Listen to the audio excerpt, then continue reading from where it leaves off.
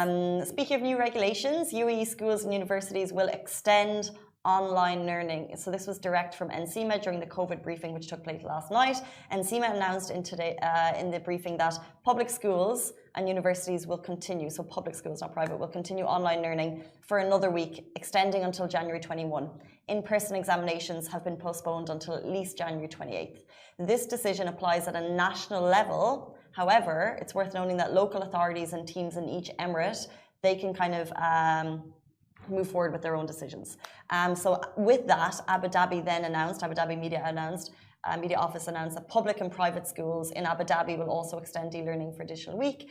As for Dubai, Sharjah and Ras Al Khaimah, their private schools are allowed to receive students on campus with additional COVID safety rules.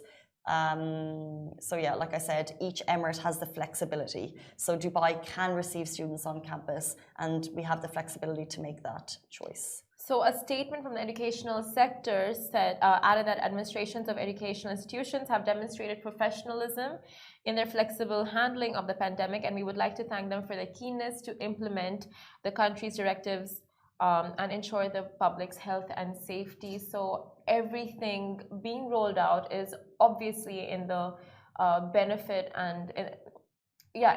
of the public. So.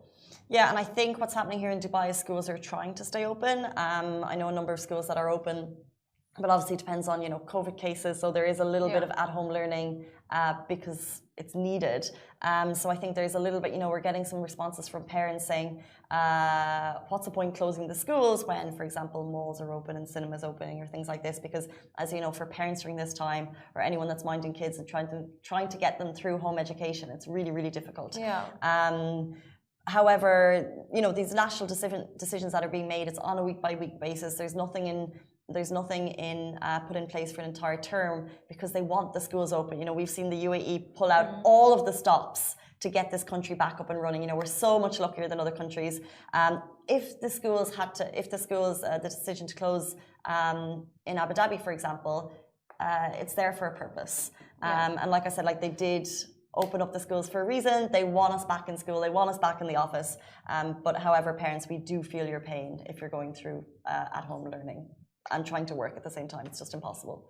It is. Tricky. It's super tricky. And I feel just on the topic of kids going to school or not, people have such divided opinion. Yeah, exactly. A bunch of parents are like, no, we want our kids to learn in school. We want our kids to go to school, after school activities.